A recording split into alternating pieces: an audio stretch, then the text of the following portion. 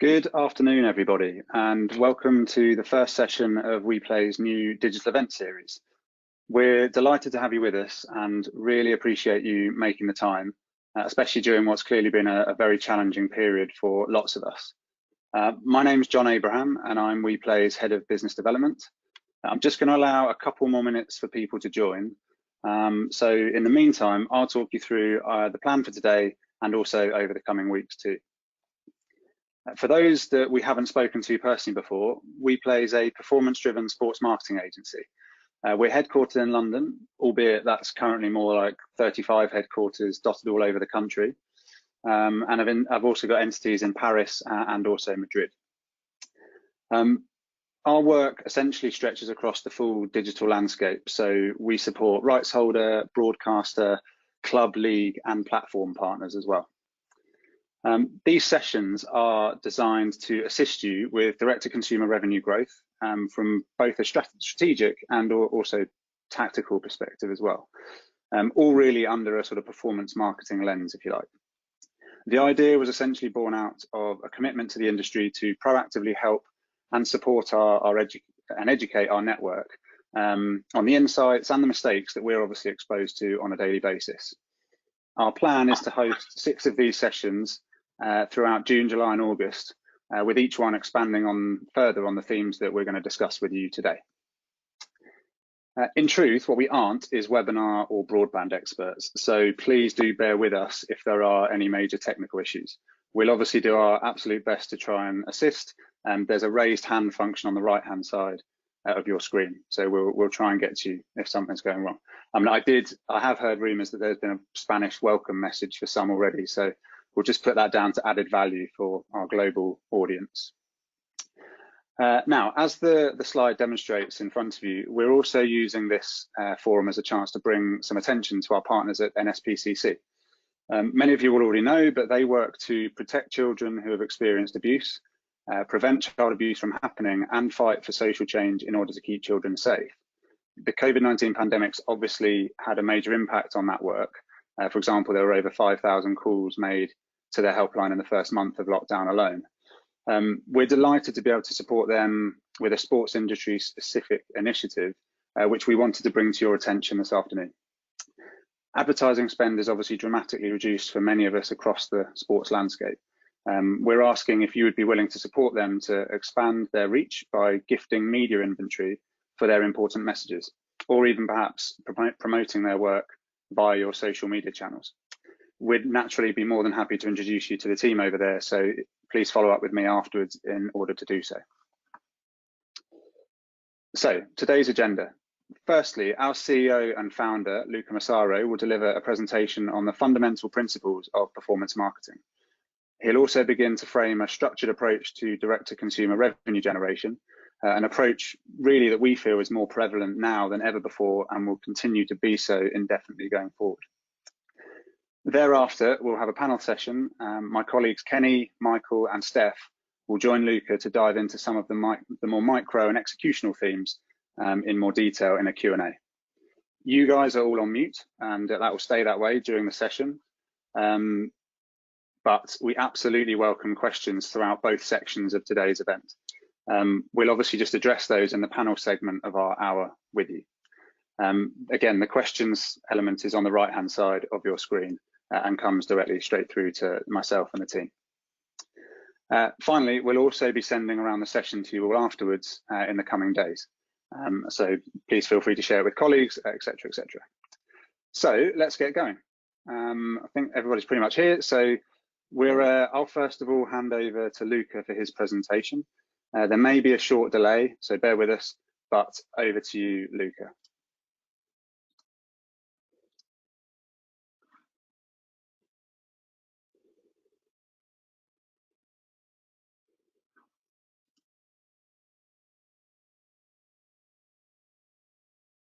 Thank you, John, for the introduction, and hello, everybody. My name is Luca Massaro. I'm the founder and chief executive at WePlay. Before I get into the presentation, this is the first event that we've done and the only one we've done in the middle of this crisis. So I'd like to just say thank you for being here. As much as we would consider this information to be beneficial and important, there are other more important things happening in the world right now.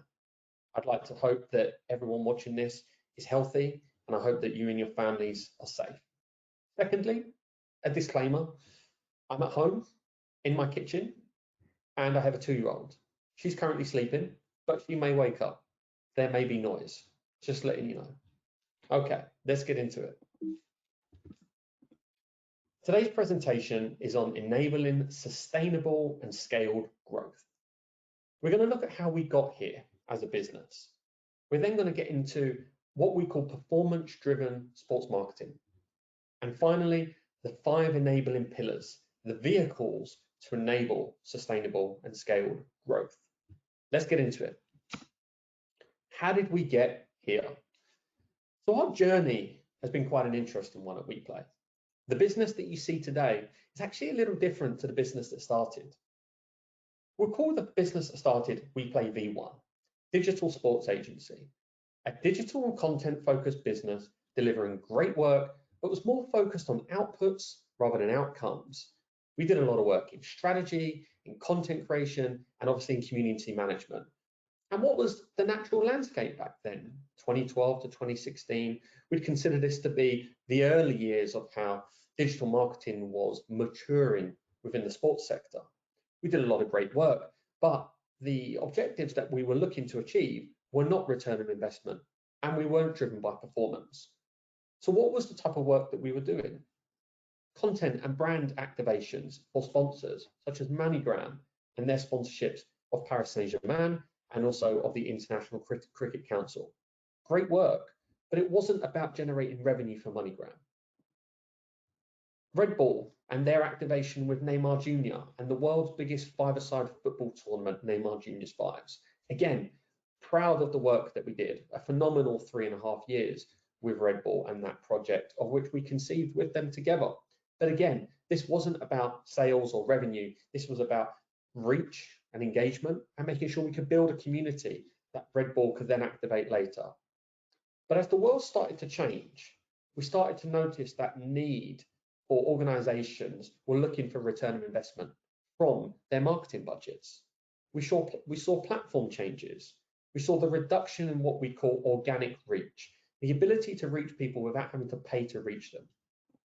We saw macro factors, the growth of digital versus traditional media, which has now overtaken traditional media in terms of pound for pound ad spend. That need to focus on sustained sources of revenue. The importance of harvesting third-party data, as opposed to all your marketing being in a social world where you're very much playing in a borrowed land. Then we're looking at that increased competition for audience attention, which is natural when there's so many people now that you can engage with. And then there was questions around advertising transparency and measuring for success. And our world then began to change, that migration from that digital content business into what you see today, a performance marketing agency. We are a digital and commercial marketing business, and we focus on outcomes and the outputs required to achieve them. Those outcomes, audience growth, database growth, and revenue growth. 3 outcomes that are key for growth, for generating sustainable and scaled growth. The type of work that we're doing now, it's about actually getting people into stadiums to spend money. Spending money on tickets or food and beverage or merchandise or subscriptions. Or it's about participation and grassroots, getting more people into sport. This type of work that actually is generating a return on investment is why we see the nature of the agency world slightly changing, and particularly in a crisis, the importance of what performance marketing is. Now let's get into a little bit about what that looked like, the evolution from pre-2016 into where we are today. So what is performance marketing summarized as? Delivering tangible business outcomes and a measurable return on investment through direct consumer digital marketing. That's it. Let's get into the second part of today's presentation. And we call it performance-driven sports marketing. And it's our term for applying performance marketing to the sports sector. Our approach to performance-driven sports marketing is sixfold. We start with looking at the data. We then go into a user experience and an analysis of the journey, which we call passive to purchase. Then we understand audiences that we want to target and engage, the message we want to engage them with, the channels we want to engage them on, and then finally, the activation itself. Now, let's get into some of that detail for you today. So we start with the data. It's important to look at the data, vast amounts of it, but we need to be able to condense it into actionable insight. First, second, third party, but what we're looking for are things like milestone moments and trends. We want to analyze the previous marketing activity that's been done before because we want to uncover any gaps.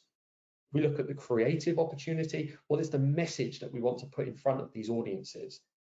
Then we look at the audiences themselves, the behaviors, the profiles, the interests, the habits. And then finally, we need to set some targets at the start. And this is part of the scoping period. And it should start always at the beginning of every project. We're then into looking at that user experience and purchase journey. As I mentioned, passive to purchase is what we call it. It starts at awareness at the top of the funnel. It goes down to engagement, and then we're into conversion. That journey will go from, say, a social environment or a programmatic environment, or even an offline environment like radio or TV. We move them into an owned and operated state where we want them to engage with us, sign up for something, and then hopefully transact. What type of KPIs should we be looking for? Well, from an awareness perspective, you want KPIs at different elements. You want audience KPIs. So you're looking at the types of targeting that you want to do. We have objectives that need to be set at the awareness level, most likely reach and video views. Creative is going to be slightly different at an awareness level. Remember, we're looking at making a wide impression on a wide number of people, which means the message needs to be engaging and entertaining. So we want to use like a hero video, stories formats, or even live. Measuring that, video views, reach, even brand lift. As we come down the funnel, we're now looking at more specific types of audiences, custom audiences or lookalikes, more specific types of objectives, lead generation, app installs, things like that. Creative, a little bit more shorter, impactful format, telling you why you should look to sign up. KPI, cost per lead, cost per install. From a conversion perspective, we're looking at those narrowed audiences now, real narrow audiences of people that have shown a real intent. Objective is obvious, it's conversions. Creatively, again, it's more dynamic now. We know that there is intent, so we just want to move that person through to the transaction stage. From a KPI, it's obvious. It's a return on ad spend, it's a cost per acquisition, and it's a conversion rate. So we've looked at some of the data. Now we want to start to blow out those audiences that we want to communicate with. This is the WePlay onion, as we call it. Why do we call it an onion? Well, an onion is layers upon layers, each one getting thinner and thinner from the core. The core is quite thick. It's very similar to what you'd expect from any type of business. The purchasers, they understand a lot about the brand. And the further you go away from that core, they know less and less about the brand. Sport and entertainment fans will be a wide net. Fans of your sport, a little bit more narrow. Your fans, getting closer to your proposition. They'll know what it is you're about because they follow you and they engage with you. And your customers, obviously. And on that passive to purchase journey, we want to take people from the outwards into the core. We also want to understand audience volumes. We want to look at those audiences in different territories. Now, for the purpose of this, what you see here today, this is dummy data, okay? But what we're looking at here is different volumes in different territories because we want to know our KPIs. We want to be able to look at budgeting. We want to be realistic also. We know we're not going to be able to get everybody as our customer. So we need to think about all of these types of things when we're planning a performance campaign. Now we're into creative. It's where the art meets the science, but there's equally some science to the creative process. In terms of that process, first important, the value proposition, as we call it. What is it that we stand for? Why should anyone care? Then we're into the creative exploration. We want to then define that identity and concept. We then want to build that brand story, the creative, into then the campaign specifics itself. And then finally, we want to test. Let's look at a few examples. From a creative development, building that brand design, defining the identity. Examples here of how that might look in terms of logo design, fonts, but also landing page. Then campaign design, examples of a creative and how it would look on a website, but also then how that would look blown out as a campaign, exciting, dynamic, built around audience segments. This type of thing here with British Athletics, with that neon color base, really understanding how that creative can make an impact on that target audience.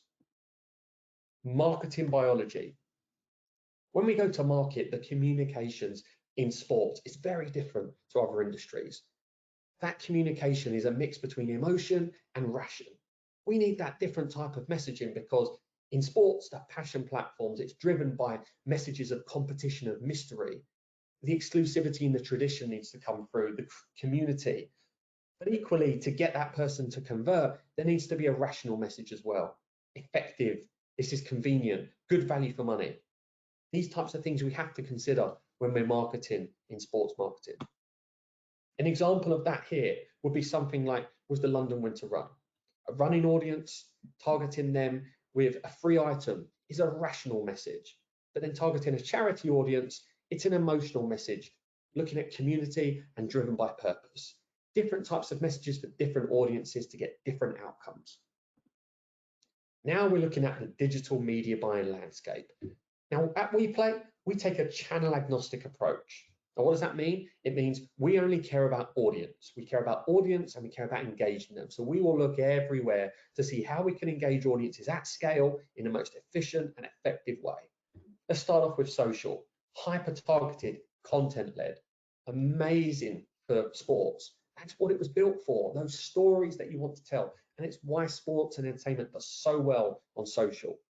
Search, intent-led marketing. Someone's probably seen your advertisement on social, seen your content, seen your ad on TV, or heard it on radio. First thing they're going to do if they're interested, they're going to go to Google or they're going to go to Bing. They're going to search and they want to know more about your product. That's where you can catch them. Then we're looking at what we call the immersive multimedia environment. And this is programmatic buying. Here we can look and we can say, we want to target someone with an advertisement and we want to target them on a smart TV or a PlayStation or the Xbox. We can do that. We could also want to target them with a Twitch environment whilst they're competitively gaming, or even an audio ad whilst they're listening to Joe Rogan's podcast on Spotify now or on any other podcast medium. And we can target them with platforms like Acast. From an example perspective, let's look at that. UFC Fight Pass, social ad targeting very simply on Facebook. Then if that person then goes to search and they search for UFC Fight Pass, having seen the ad, but they didn't click on it before, or maybe they clicked on it and they didn't go through, but now they're interested, there it is. And then finally, maybe they hasn't been converted and now they go on and there it is also on a smart TV, completing that user experience. When we're planning the campaign from a budgeting perspective, there are 3 different things we want to be able to look at to know, can we achieve what we want to achieve? How do we get that scale? The first, we look at our data, the data from thousands of campaigns that we've achieved over the years. We want to know is, what are the benchmarks? What are the benchmarks on what we call the cost per thousand, the CPM, which is that cost to reach and engage 1,000 people with that impression? What are the costs for the cost per click? What are the conversion rates we should be looking at to get people through that landing page and that journey? Second, we want to be looking at the media buying data right now in the platforms. So for those of you that might have seen some of our state of play intelligence reports, you would have seen that the cost to buy audiences on Facebook and on YouTube has dropped massively during COVID-19. It's important to know that media buying data when we're going to market. Finally, industry learnings and insights into consumer behavior. And it helps that also that we're a partner, Facebook and of Google, to be able to get that VIP service, that rich data. Now we're into stage 6, campaign delivery. Objectives and targets always at the top. How does everything we do align with the objectives and those KPIs that we've set? Our timeline is critical. That includes all of the elements of the campaign, including what we call the phasing, which you saw earlier, the awareness, the consideration engagement phase, the conversion phase, because that's over time. It's not going to happen all at the same time. We need to go on that journey. There's also what we call attribution, which is the touch points over a period of time that we'd expect different users to go on. And that might be over a day, a week, a month, or even longer. Optimizations is key. Refinements to the campaign, to the channels that we use, the audiences we're targeting, placements within those channels, and the creative messaging itself. Then reporting, vast amounts of information. You think of the inverted pyramid, lots of information at the top, analysis in the middle and those insights, and it's about the recommendations and the advice that we provide to our clients. It's critical that we're able to completely dissect that vast information, similar to what you would have seen with our state of play reports. Finally, into testing. What is it that we can learn to then test new features, test new platforms? Remember, these platforms are changing and developing all the time. Underneath all of that, review the strategy, review the KPIs. So those are those 6 components of what we call performance-driven sports marketing that anybody can apply. They are universal principles that we have developed over years. Now it's about applying them to the sports industry specifically to enable scaled growth. So what does that look like? The direct-to-consumer landscape, as we call it, has these 5 different pillars within the sports industry. Let's get into them one by one. Live and virtual events. The majority of the industry is built on the live event side, and we're learning the difficulties without live events right now. What does it do for our industry? And it creates a lot of challenges. Naturally, we've seen the emergence of virtual events and esports, which has been a great thing to start showing that diversification of content. But one of the key verticals is the spectating or participating in the live or virtual event. Now we're into what we call SVOD, subscription video on demand, and OTT. These are the annual, monthly, or daily subscriptions to a content viewing service. E-commerce, merchandise or licensed products sold directly to the consumer. Memberships, a subscription to a loyalty or supporter program. And then finally, digital sponsorship, this emergence of digital sponsorship, the branded content and the partnership deals with brands who want access to sports audiences. Now, each of these, historically, they tend to be in isolation. And for the organizations we've worked with over the years, it tends to be different departments. Now, with this evolution of digital marketing and what performance marketing brings, is what we do is we want to connect all of those different isolated enabling pillars into something where we can start to create economies of scale. And it's through these 5 enabling pillars that we can start to see these real scaled and sustained outcomes. Now, going back to what we saw at the beginning, those 3 outcomes that we deliver on, audience, data, and revenue, they are critical for sustained and scaled growth. We know that partners care about audience, and they want audience at scale, and they want engaged audience. But it's the rich data of that audience that's going to help them to achieve their outcomes, which whether that might be revenue, or it might be test drives, or it might just be sign-ups to or downloads of a mobile app. But it's the outcomes that they care about. So the more that we work on making sure that our marketing is outcome driven, the more our partners are going to see value in our rights holders and our federation clients. We're also looking at the direct revenue that we can generate, noting that digital sponsorship is what we would call indirect revenue. That direct revenue from e-commerce, and again, mentioned in the state of play report, is the work that we've done to look at the growth of e-commerce and the opportunities within e-commerce right now, and for organizations to go direct to consumer, whether that's through something like an Amazon store or even Shopify, which we saw the great announcement that they're bringing Shopify with Facebook for a Facebook shop. That's going to be fantastic for the organizations that have audience on Facebook and they want them to transact directly. SVOD, and OTT, a massive area for D2C marketing. Memberships, of course, if someone's interested in your product, your sport, it's natural that they're going to want a subscription for more information for your product. And then that live events, ticketing, hospitality, how people can transact with you directly around your live or your virtual event. These are the enabling pillars of the sports industry. And it's through performance marketing that we can start to generate real growth. This is what we see as the future. of the industry. Now, to wrap up, performance marketing is the evolution of traditional digital marketing. It is based on achieving outcomes rather than outputs, albeit the outputs are incredibly important. They're just what we need to get to the outcomes, but we have to be outcome driven. Defining success becomes paramount, defining it early and understanding what success looks like. The strategy development works towards achieving the target. The 6 building blocks of performance marketing that we went through can be applied universally to all areas of D2C marketing, independent of the objective. Efficiencies and gains can be found when treating the pillars as complementary rather than individually. And finally, investing in performance marketing can allow organizations to develop sustainable revenue streams. Something I'm very excited about, very proud to be working and running this agency. I'm delighted to be speaking to you guys today. And for now, I'm going to pass you back over to John. We're going to get into an exciting Q&A panel session. Thank you very much.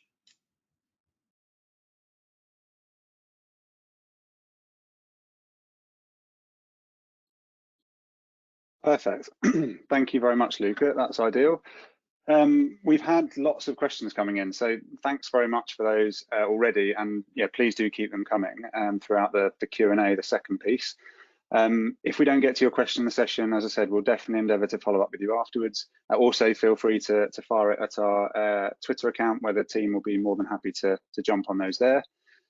However, let's jump right into it now. So while I ask our panelists to switch on their cameras, allow me to introduce Kenny Ager, our day-to-day, he's our client services director. He oversees the day-to-day operations at WePlay, heads up all of our client accounts, and's got 15 years experience in the sports marketing, media and sponsorship space. Stephanie Green is one of our senior account managers. Steph's a cross-platform performance media specialist.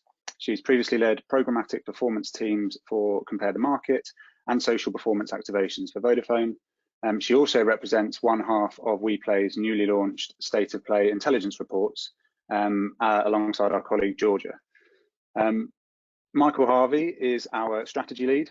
Michael's a core component of the intelligence division, alongside playing a lead role supporting major partners like UFC, ESPN and AC Milan. He also leads he also sits across every department within the business to provide strategic support and essentially the foundation for our performance and creative campaigns. And finally, no need for introduction, but Luke is also going to sit alongside the guys for the second half of today's session. So, as I mentioned, plenty of questions to choose from. Ken, if I start with you, you've obviously been with the agency for over 5 years now. In that time, what would you say are the biggest shifts and changes really that you've seen in the digital industry? Great. Thank you, John. Thanks for the tee up. I hope we live up to those expectations for everyone who's tuning in. Firstly, just a welcome to everybody. I know we've got people from so many different countries today, which I'm really excited about, including a lot of our partners. So welcome, and I'm sure we'll be doing many more of these. Gosh, a lot's happened in 5 years since I joined WePlay. I mean, a lot's happened in the last 5 months, isn't it? So hard to sort of pinpoint that, but we've had the luxury of always being focused on digital, and we've become a specialist for that in the sports sector. So that gives us perhaps that tunnel vision to see the motorway of change that's gone past us and how we've affected that. So perhaps I can just give you a couple of examples of things that I've seen changing. The first would be that a number of our clients, in fact all of us, we've all undergone some form of accelerated digital transformation in those last years, whether it's digital teams looking to produce more content or to shift their content strategies because social media algorithms are changing, whether it's digital rights for sponsorship and that migration to value and return on investment rather than just traditional rights, or even developing OTT products because of the changes to the broadcast landscape. I think we've all had some form of digital transformation in the last few months. That's been incredibly accelerated. So what we're starting to see is people really taking ownership and control of what they can do in digital. And the terminology that people are using, we're seeing, is changing because people take an active interest. And that perhaps is linked to my second point, which would be that I've definitely noticed a migration over those 5 years from traditional marketing methods and media spend into digital advertising spend and digital only marketing activity or activations for sponsors. And you know, obviously that's somewhat beneficial for a digital agency like ourselves, but it's driven from an inherent need to measure what you're doing now. And that didn't exist 5 years ago. I think people were willing to take punts and to take risks a lot earlier. Now people are really starting to look for measurable results. And that is the great thing with digital. It's binary, and we can make adjustments and optimizations to campaigns as we can see the interest of our consumers changing. The last point I'd probably say is increased ad spend from our rights holder partners and from the other side of the industry beyond the brand. So usually it was the brands advertising and the rights holders almost acting as media organizations.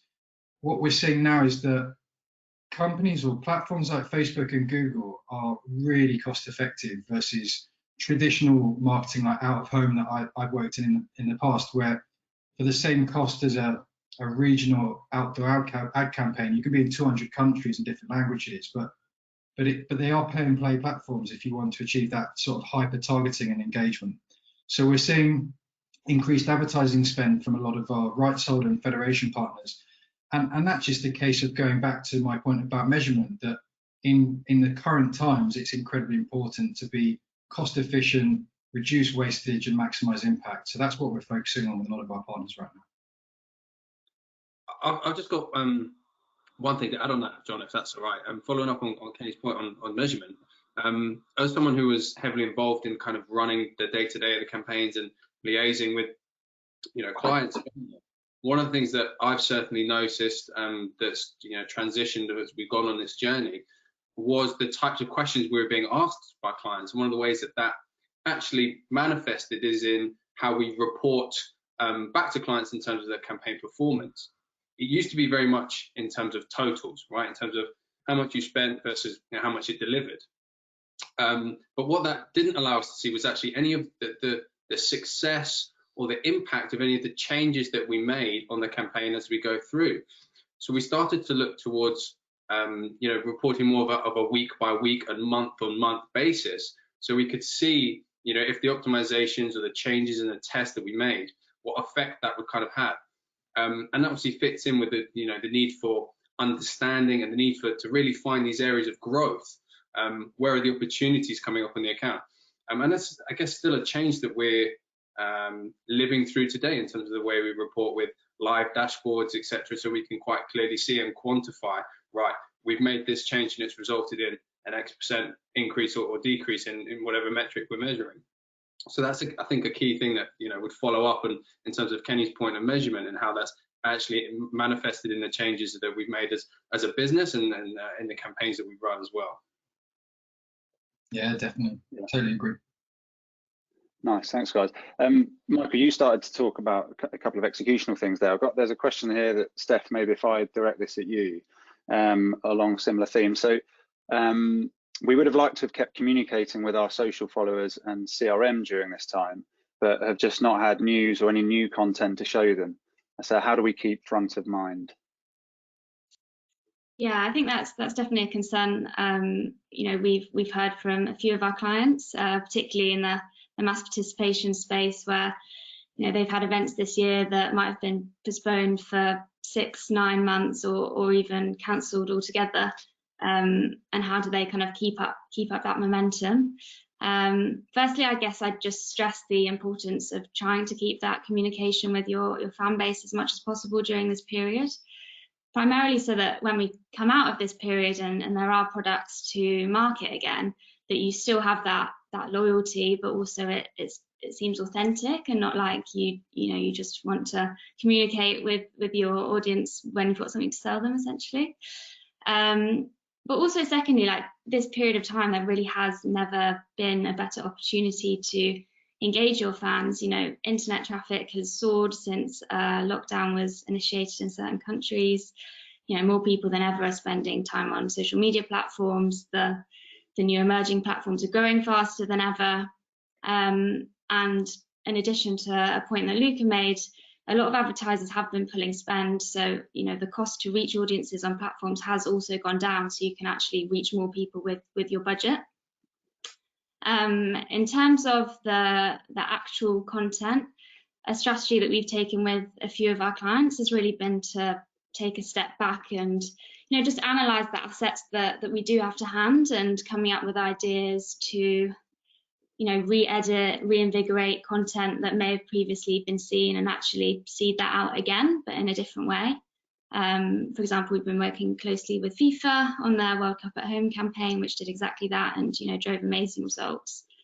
I guess lastly, you know, for those clients who maybe don't have that wealth of content archives the likes of FIFA will, it's actually a really great opportunity to, you know, to flip the question around and ask your audience what they want of you during this time, and use some of those insights that you get back to inform your future content strategy. Perfect, thank you. Michael, if I come back to you, Luca referenced you know, quite a significant transition since 2016. So from your perspective, you know, what are some of the big challenges or adaptations that you've had to make to campaign strategies and planning, you know, at the sort of intelligence stage in particular since that time? Sure, good question. I think the main difference that has been in that evolution has just been in the level of sophistication and detail that we're now able to implement. We talk a lot about going deep rather than wide into a specific audience, and to do that, we obviously have to have a significant amount of understanding. All those, you know, 6 elements of that scoping phase really come to the forefront when we're executing. So it's very key to do that up front. But, you know, as we've got more advanced in the data that we're able to harvest and analyze and understand from an audience, that then translates to, right, how do we use that? And so forth, we have much more advanced and sophisticated, you know, messaging concepts that go into the creative iterations and the creative developments, but also how that goes into, you know, planning and buying our media. It's so much more sophisticated, I think, than it was, because we're able to understand a bit more about the audiences, you know, than when we first started on this journey. So, you know, to summarize, I think the main difference would just be the level of detail and scale that we're able to go into. John, could I just add something to that I think might be pertinent? What Steph and Michael are talking about is really interesting for anyone who's in a frame of figuring out what they need to do when their events will go live again. And to summarize, we're somewhat in the calm before the storm. You know, in our event and mass participation department, we've got a lot of events that are postponed or cancelled, but they're all going to be coming back into the market at similar times. For football, for sports, for mixed martial arts, it's all going back to being live at the same time. So what we've got is this really interesting opportunity where consumer attention is quite easy to obtain right now, and it's quite affordable. But as soon as everybody starts to promote their events and their content at the same time, it's going to become quite expensive and quite competitive. And a simple analogy to think about is eBay, where instead of bidding against everybody else for an item, you can actually send a message and do a direct trade. And that's what Michael's talking about. It's essentially finding ways to get directly to your consumers based on whether they've engaged with your content or visited your website, and that avoids the whole competition of prospected audiences. And that's going to be key for people to achieve the same goals for 2021, potentially less budgets. Perfect. Well, actually, interestingly, as a question came in earlier about something related to that. So maybe if Steph, if I pass this to you, it's basically as lockdown restrictions continue to ease and sport resumes, from a marketing perspective, how do we prepare to navigate and compete in an environment where there's a sudden fight for share of voice? Yeah, sure. Yeah, I think this kind of goes back to the comment I just made about, you know, maintaining your audience and their loyalty throughout this period. And even kind of trying to grow that fan base, because as soon as we do come out of it, and like you said, more people are competing for share of voice, particularly within the platforms, it will get more expensive to reach those audiences.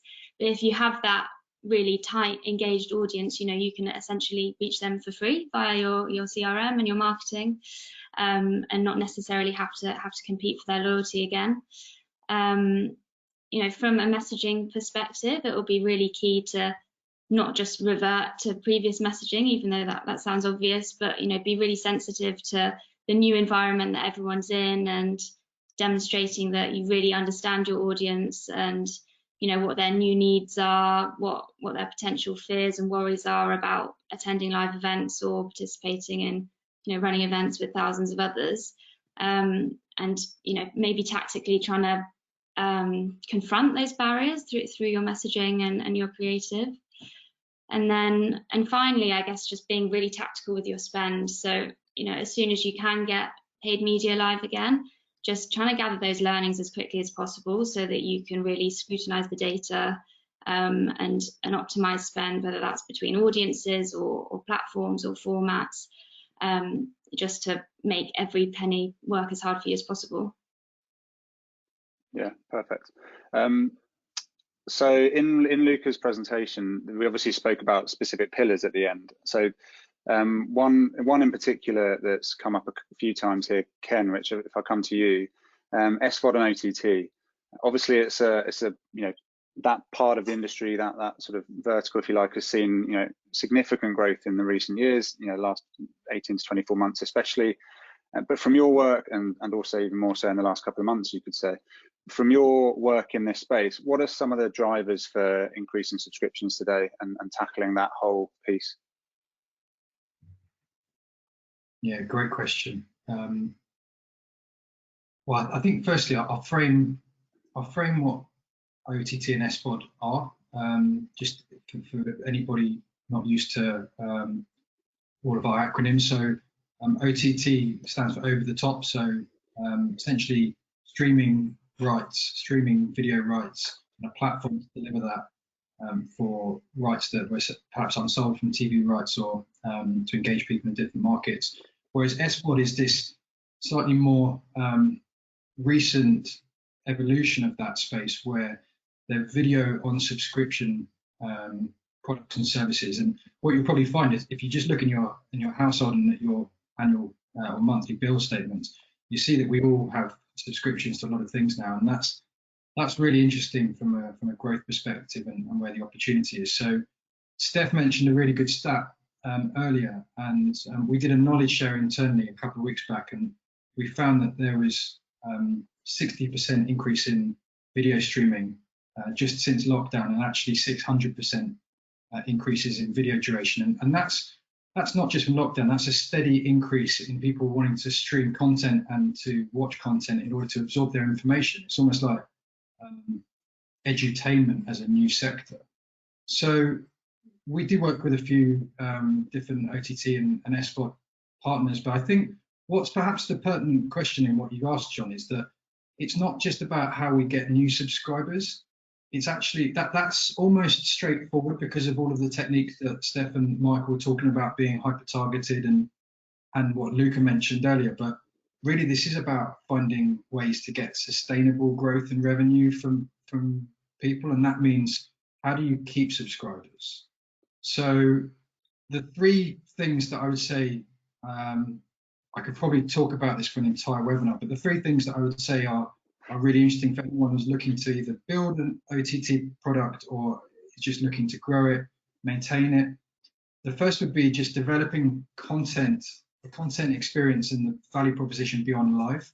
A lot of these OTT products started as a live stream, and what we found is, due to factors outside of our control, we can't live stream much at the moment. But the ones that are winning are ones that have a 365-day content library and experience, and that's anything from libraries, vaults. History of the sport is great for actually building someone's fandom up and leveling them up so that they're more fanatical, and generally just finding ways to inform and educate and entertain people beyond the live event. So we've spent quite a lot of time with our partners enhancing the library and the experience, and UX is also key to that, because unfortunately for everyone trying to build new OTT products, something like Netflix has just raised the bar in terms of what we expect, and therefore we expect the same from the sports industry. And so we actually see small adjustments to an audience campaign or a creative message making maybe 10-15% changes to ROI, but actually an improved landing page that's tailored to the customer can actually improve results by like 400%. So that's really key. A couple of other points that might be of interest if we have time is developing campaigns for the needs and interests of different people. So old methodology for a launch of any of this kind would be central assets, spend most of the budget on a video campaign and have a message which is like, we've got everything in one place and send it to everybody. But actually what we find is, well, our approach is the flip side of that, which is people are looking for different things. And the cool thing with digital is it's somewhat binary. You can see that in real time. So someone like Michael, who's an NFL fan, might be looking for content specifically related to the draft. And we can then serve him content for one of our ATT partners that's relevant to his fanatical searches. And that's where we're finding massive gains. So specific campaigns targeted to people who are looking for content already. And that's really, really interesting. So I'd say developing tailored campaigns to what people are searching for, and that's YouTube, Google. We've got some cool tools on Facebook that help us do that. So that's really good. And then the final thing would just be committing time and resource to reducing churn, I think, because for everyone that we get into our subscription pots for our partners, we're losing audience if we don't try and keep them engaged. And that's everything from like CRM programs, retargeting, and really just getting innovative about it. So like rewards programs, how you can link subscription to your club or to your e-store or to your tickets one day, and even things like payment solutions so that people can share the payment. And that's really interesting for millennial and younger audiences. So yeah, as I said, probably a separate webinar on that one, but those are a few techniques that. Stay tuned for the OTT one. I will say thanks so much for wearing the same shirt that you've got on the thing. That's so perfect. So Michael, how Luke spoke a lot about audience. So how can organisations start to understand more about their audience if they don't have the resource or the expensive tools or platforms that some may have? Yeah, again, another good question. Something that we do quite a lot in that scoping phase, right? And that audience profiling, not only reviewing what's been done previously, but also, you know, kind of our own analysis and feeding in what we know from similar campaigns. I think two bits of advice I would say for anyone looking to better understand their audience. The first thing would be really clear about what you want to use those insights and that understanding for. A lot of the time we see our clients are actually sitting on quite a wealth of data, whether that's from social media, CRM or web platforms, but they're just not quite sure where to look for the right piece of information or what to do with it when they find it. And so really kind of refining that entry point, you know, before you start looking at audiences, trying to understand what you actually want to use that piece of information for. That would be my first point. And the second thing would be make sure that you're fully utilizing the capabilities of the tools that you will already have access to. So things like Facebook Audience Insights, so you can understand what kind of similar pages your audience likes as well. Okay, great for prospecting, great for starting to piece together any kind of targeting profiles that we're looking to do. And things like Google Analytics. Again, really important to understand how people are coming into our ecosystem, how they behave and engage when they get there. Can be, you know, Ken's point about UX. This is where the first thing we'll look at, right, is what's that drop-off point between pages, and specifically in our purchase flow. Are there any barriers that we can see and things that we need to address, whether that's through creative messaging or landing page design, etc. So yeah, 2 points I'd say. One, be really clear about what you want to understand before you go looking for it, and the implications of that. And two, maximize, you know, what you have already available to you, and really upskill yourselves on the tools and platforms that you will already have and are available to everyone. Perfect, thank you, mate. Steph, just a quick one for you as well. There are obviously so many races that, and I know you've done a lot of work in the mass participation space. There are obviously so many races that have been cancelled, and therefore, lots of event organisers turning to virtual alternatives. How do you recommend, they differentiate and have a proposition appealing enough that the consumer would still want to, enter to pay to run and cycle and so forth in their area? Yeah, sure. Well, hopefully I can answer that as both a market. 2 minutes. But yeah, I think it is a difficult one, and we've obviously had many clients in that particular situation. But there have been great success stories. Like, for example, we've supported Active Sport on their Adidas City Run series, which are a series of 10K runs across London, and actually following the announcement that one of the events couldn't go ahead, they actually had more people registering than they had already signed up to do the virtual event. And I think everyone's looking for something to do with their time at the minute. People have got extra time to exercise, and having an end goal is really such a massive motivator that I think people don't necessarily appreciate enough. I guess in terms of paying to take part in these events, having something tangible at the end of it is just so important. As a runner, myself and my boyfriend, we generally look up what the medal's going to look like before we enter a race. And if you've got somebody entering and you can say, look, it's a virtual event, but we're going to post out a race pack as if it were the day. We're going to send you your medal, so that you've got something tangible to get at the end of it, then it really is a key motivator, and there's evidence to support that as well. Yeah, for sure, 100%.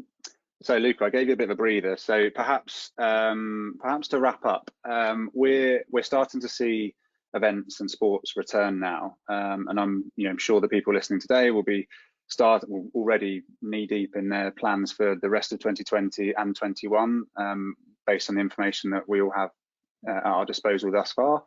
So what's the sort of one piece of advice or one thing that you'd give people listening today ahead of that, and sort of in the midst of that planning? Yeah, just remind myself to come off mute. I guess the first thing I'd say is my daughter didn't wake up. She's still asleep, so I'm pretty pleased by that. I guess to wrap up, it's quite difficult, but in my position, that we are still in a crisis. It's important to note that. So you need a plan for now and a plan for later. What we've learned is that this crisis, excuse the pun, but few industries are immune, and we've seen that. So we need to be able to build business in a way so that we are in some form proofed from, I guess, this happening again. We need to see a diversification of income streams, and that is critical. We've kind of been addressing that throughout the session. Digital is going to play a key role, obviously. So investing in digital, and specifically looking at that measurable digital marketing that we've really gone into a lot of detail today, and content production and growing your audience is one of the best ways to ensure sustainability. It really is. These are challenging times. We've all been affected in one way or another. But we've also seen incredible community. We've seen the coming together at both a local and a global scale.